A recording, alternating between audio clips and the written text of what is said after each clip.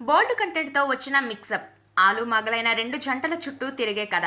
ప్రధానమైన కథాంశంగా కనిపించే love sex, రొమాన్స్కి ఎక్కువగా ప్రాధాన్యతనిచ్చిన కంటెంట్.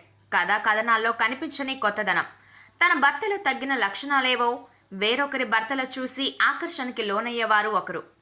తన భార్య నుంచి తాను కోరుకున్న లక్షణాలు మరొక యువతిలో చూసి మోజు పడేవారు ఒకరు. ఆ జంటల నుంచి ఒకరు, ఈ జంటల నుంచి ఒకరు కలిసి ఒక జంటగా ఏర్పడితే ఎలా ఉంటుంది అనే ఆలోచన కొంతమందికి ఇంట్రెస్టింగ్గా అనిపించవచ్చు, కానీ చాలామందికి ఇబ్బందికరంగా అనిపించే అవకాశమే ఎక్కువ. ఇది తప్పు కదా అని ప్రశ్నించేవారు ఇలాంటి వారు లేకపోలేదు కదా అనే సమాధానాన్ని ఎదుర్కోవాల్సిందే.